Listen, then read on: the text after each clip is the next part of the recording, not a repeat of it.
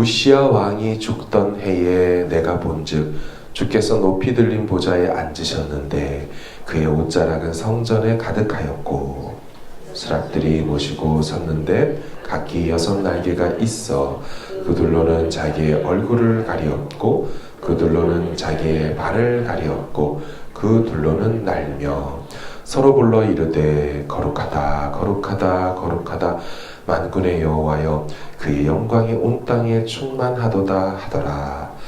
이같이 화답하는 자의 소리로 말미암아 먼 지방의 터가 요동하며 성전의 연기가 충만한지라. 그때 내가 말하되 화로다 나여 망하게 되었도다. 나는 입술이 부정한 사람이요 나는 입술이 부정한 백성 중에 거주하면서 만군의 여호와이신 왕을 배웠음 이로다 하였더라. 그때 그 스랍 중에 하나가 부젓가락으로 제단에서 집은 바 핀 숯을 손에 가지고 내게로 날아와서 그것을 내 입술에 대며 이르되 보라 이것이 내 입에 닿았으니 내 악이 제하여졌고 내 죄가 사하여졌느니라 하더라. 내가 또 주의 목소리를 들으니 주께서 이르시되 내가 누구를 보내며 누가 우리를 위하여 갈꼬 하시니 그때 내가 이르되 내가 여기 있나이다 나를 보내소서 하였더니 여호와께서 이르시되 가서 이 백성에게 이르기를 너희가 듣기는 들어도 깨닫지 못할 것이요 보기는 보아도 알지 못하리라 하여 이 백성의 마음을 둔하게 하며 그들의 귀가 막히고 그들의 눈이 감기게 하라. 염려하건대 그들이 눈으로 보고 귀로 듣고 마음으로 깨닫고 다시 돌아와 고침을 받을까 하노라 하시기로. 내가 이르되 주여 어느 때까지니까 하였더니 주께서 대답하시되 성읍들은 황폐하여 주민이 없으며 가옥들에는 사람이 없고 이 토지는 황폐하게 되며 여호와께서 사람들을 멀리 옮기셔서 이 땅 가운데에 황폐한 곳이 많을 때까지니라. 같이 읽습니다. 그 중에 10분의 1이 아직 남아있을지라도 이것도 황폐하게 될 것이나 밤나무와 상수리나무가 배임을 당하여도 그 그루터기는 남아있는 것 같이 거룩한 씨가 이 땅의 그루터기니라 하시더라. 아멘. 악한 백성들에 대한 심판이 선포되었죠. 계속 우리가 하나하나 좀 살폈습니다. 급기야 요 바로 앞에까지 화 있을진저 화 시리즈 6개가 쭉 이어져 나왔습니다. 뭐 계속 안 좋은 분위기가 나오고 앞으로 나라의 미래는 큰일 났다. 이제 어떡할 거냐. 그런데 그러던 와중 이사야에게 특별한 일이 일어나죠. 이름하여 하늘이 열리고 여호와의 거룩과 영광을 경험하게 되는 일이 일어나죠. 1절에 보시면 우시야 왕이 죽던 해에 내가 본즉 주께서 높이 들린 보좌에 앉으셨는데 그의 옷자락은 성전에 가득하였고. 늘 말씀드리는 것처럼 성경은 쓸데없는 내용을 절대 기록하지 않습니다. 특별히 어떤 사건을 기록하면서 그 일이 일어난 시점과 시간을 알려주는 것은 그 일이 그 시점에 일어난 것이 의미 있다라는 것을 말하고 싶기 때문이죠. 이 일이 일어난 때가 언제라고 말합니까? 우시야 왕이 죽던 해에. 처음에 제가 이사야 1장을 설교할 때 4명의 왕에 대해서 간략하게 설명을 드렸습니다. 우시야 왕도 설명을 드렸어요. 이는 초기 통치를 잘했고 여호와 앞에 바르고 정직하게 행했지요. 하지만 어느 순간이 되자 그가 교만해졌지요. 왕으로서 해야 될 선을 넘어서서 그만 제사장이 해야 될 분향단에 자기가 하겠다고 손을 내밀다가 나병에 걸려버렸던 왕입니다. 그 결과 그 이후로 나병에 걸리면 부정해지거든요. 예배도 못 나가고 무엇도 할 수가 없습니다. 그래서 별궁에 들어가는 10년간 자가격리를 해야 되는 일이 펼쳐집니다. 왕정일을 할 수가 없어서 아들 아하스가 대신 석정 통치를 했죠. 결국 그는 나병에 걸린 채로 죽어야 했고 또 그리고 조상의 묘실에도 같이 묻히지 못하는, 왜냐하면 뼈조차도 더러워졌기 때문에 묻히지 못하는 그런 일을 겪었습니다.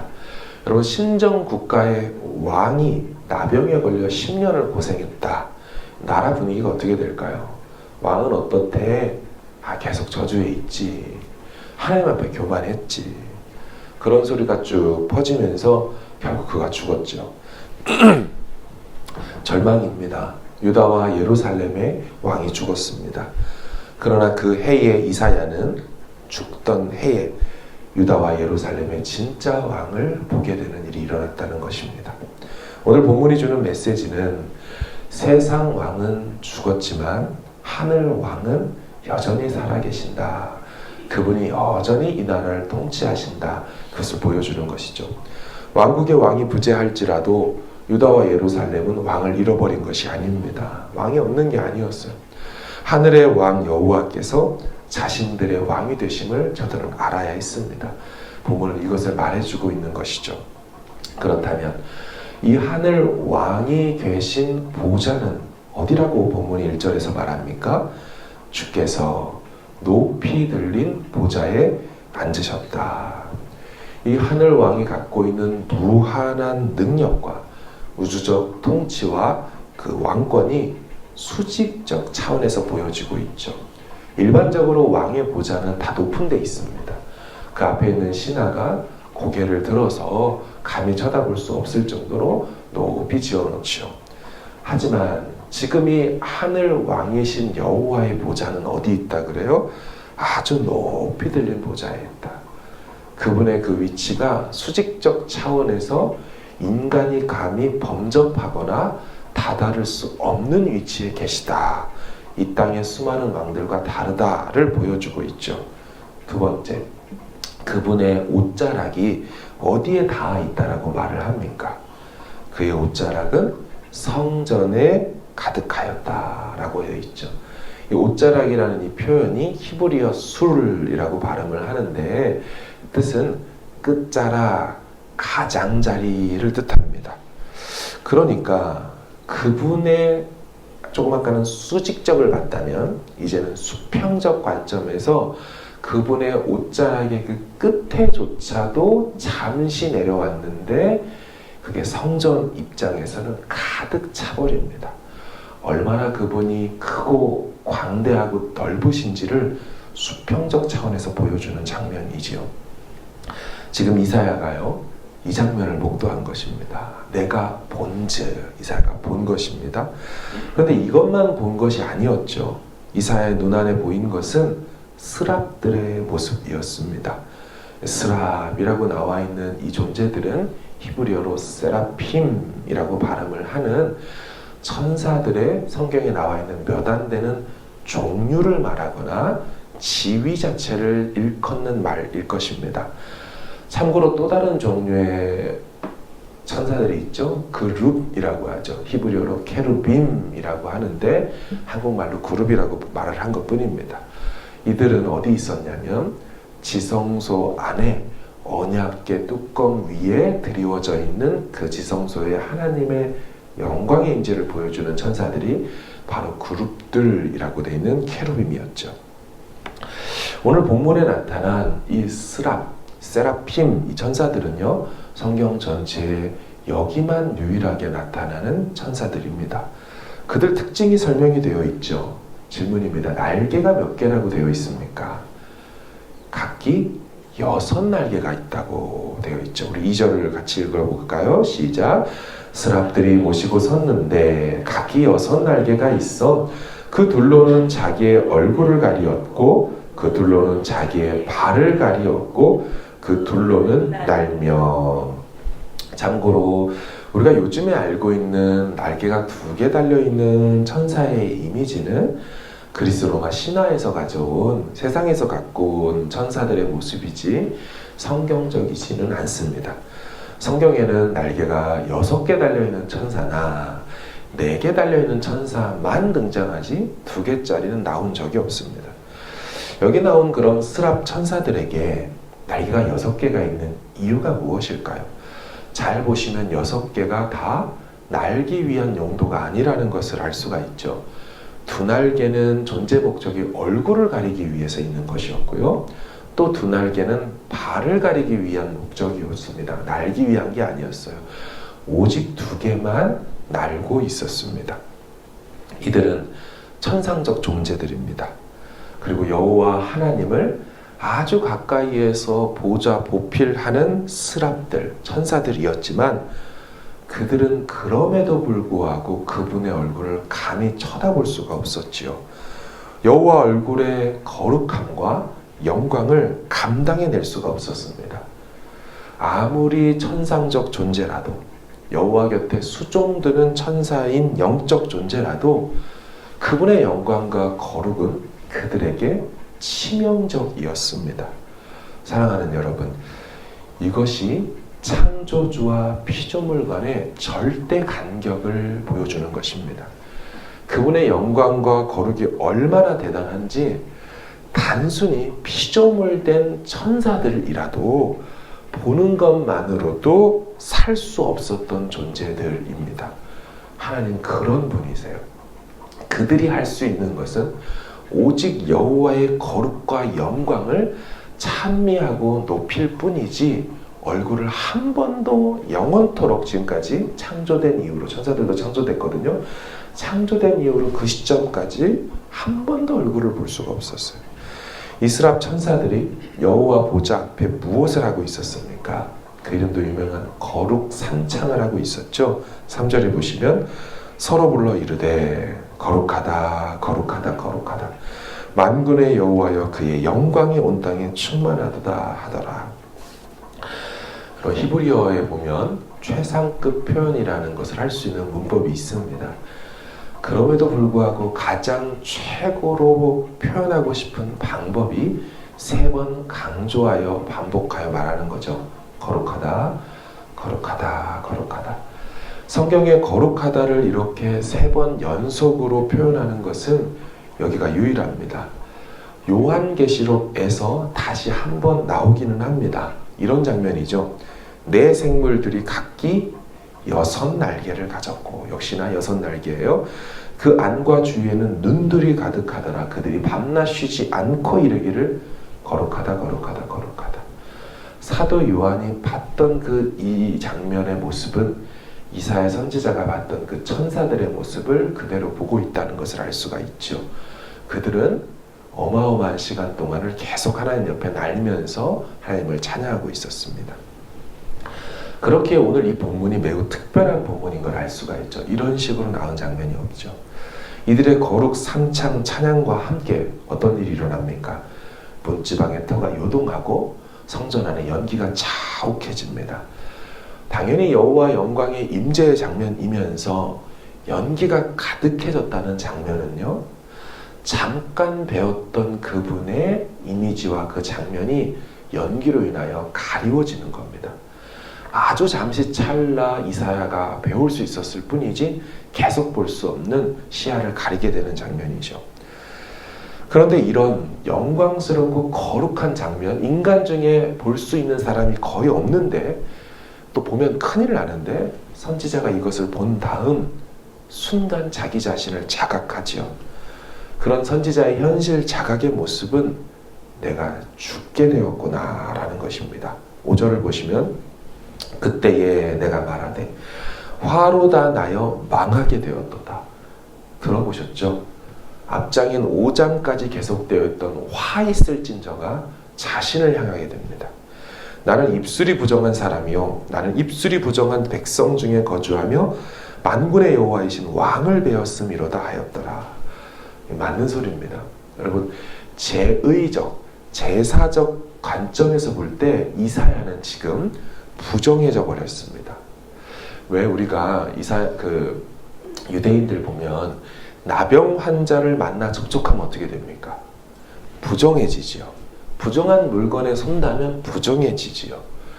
이사야는 부정한 백성들 중에 같이 있으니 그들을 만나고 접촉하니 자신도 부정해졌다는 것을 깨달았다는 것입니다. 여기서 입술이 부정하다. 그래도 나도 입술이 부정하다는 입술은 입술을 한두 번만 얘기하는 게 아니라 이사야 사람 전체를 상징하는 대표성을 가진 표현이지 입술만 부정하고 손발은 깨끗하고 이런 개념이 아니죠. 이사야는요, 갑작스런 만왕의 왕 여호와의 출현 앞에 부정해짐을 깨달음과 동시에 또한 그분을 배웠다는 사실 앞에 내가 죽음에 이르게 되었다. 화가 임했다. 나는 망했다. 자기가 계속 말했잖아요. 화 있을진저 니들 큰일 날 거야 했단 말이에요. 지금 그 일이 자신에게도 주어졌다는 걸 알았어요. 자기 죄로 죽어야 되고 거룩함과 영광을 보았으니 죽어야 합니다. 그런데 이때 스랍 천사들 중에 하나가 제단에서 타오르고 있는 그 피어오른 그 숯 하나를 가지고 와 이사야 입술에 대고 이렇게 말하죠. 7절을 보시면 그것을 내 입술에 대며 이르되 보라 이것이 내 입에 닿았으니 네 악이 죄하여졌고 내 죄가 사해졌느니라 하더라. 여러분 이거 매우 이상한 장면입니다. 왜냐면요. 제단에서 피어오른 숯불은 사람을 정하게 하지 않습니다. 우리가 다 아시는 것처럼 뭐가 우리를 성전에 나아갔을 때, 성소에 나아갔을 때 우리를 깨끗하게 합니까? 제물의 피지요.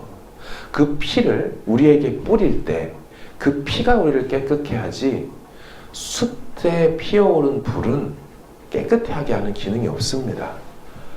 이 불이라는 것 또한 심판의 상징이죠. 특별히 제단에서 피어오른 불꽃, 그것이 주는 의미를 아실 겁니다. 아론 제사장의 아들이었던 나답과 아비후가 어떻게 됐습니까? 여호와께서 명하지 않은 다른 불, 이상한 불을 들이다가 첫 제사에서 불꽃이 튀어나와서 어떻게 됐어요? 그들을 다 태워버려서 죽여버렸습니다. 따라서 지금 그 제단 숯에서 피어오른 숯불을 가지고 입술에 댔다는 얘기는 그를 죽이는 것입니다. 그의 죄를 죽이는 것입니다.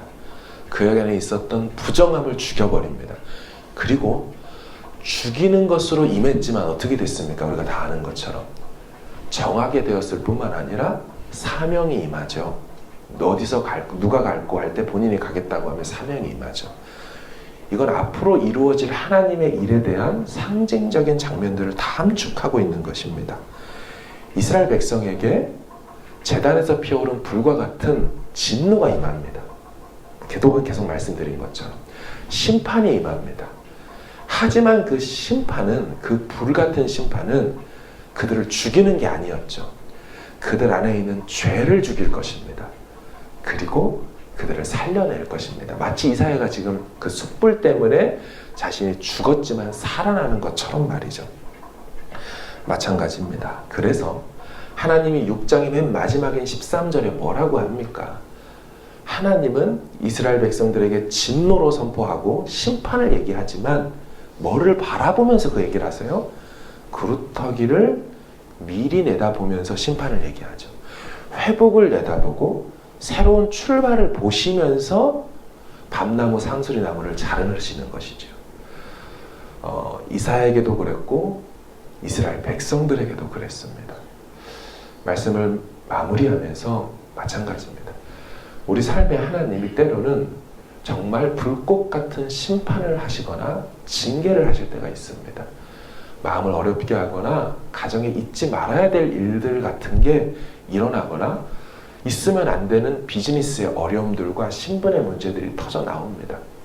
그때 우리는 깨달아야 합니다. 하나님 돌아오라고, 정신 차리라고 하는구나. 때론 그것이 죽음에 이를 것 같은 어려움이라 할지라도 또한 우리는 또 깨달아야 합니다. 같이 바라봐야 됩니다. 내 인생을 우시아 왕이 죽는 것 같은 나라의 절망적 상황이 있어도 그 너머에 하늘 왕이 보좌 위에 계시고 그분의 임재의 옷자락이 성전에 가득할 뿐만 아니라 그분은 구루터기를 보시면서 거룩한 씨인, 아주 멀게 보면은 메시아죠. 그 아브라함의 하나의 씨였던 단수 씨, 이것을 바라보며 하나님 얘기하시는 것처럼 내 삶의 저 미래에 있는 하나님의 완전한 회복, 하나님 다시 시작하실 것을 보면서 이 일들을 하나님 주권 안에서만 허락하신다. 감당할 시험만 허락하시고 피할 길과 회복의 그루터기도 예비하시면서 허락하신다. 이 믿음을 가지고 우리가 또 주님 앞에 나아가야 될 줄로 믿습니다. 우리 같이 함께 기도하기를 원합니다. 함께 기도할 때 하나님, 아무리 어렵고 나라의 왕이 나병 걸려 죽어버리는 일들이 절망적으로 일어나도 이스라엘은 왕이 없었던 것이 아닙니다. 항상 하늘 왕이 계셨죠. 우리 삶에도 여전히 하나님 그곳에 계셔서 당신의 임재로 통치하시고, 때로 우리에게 화로다 나여 망하게 되는 것 같은 일들을 겪거나 깨닫는 시간이 와도 하나님 구루터기를 내다보시면서 그 일들을 얼마나 허용하신다는 사실 앞에 하나님 다시 한번 믿음으로 나가고 우리 자신을 점검하고 우리 가정을 주 앞에 올려드립니다. 비즈니스와 삶을 올려드리오니 죽음에 이르는 그 불꽃 같은 일이 있어도 주님 나를 정하게 하시고 다시 살려주십시오. 이 마음 가지고 기도하시고 가지고 나오신 기도 제목으로 기도하다 평안히 돌아가시길 바랍니다. 기도하겠습니다.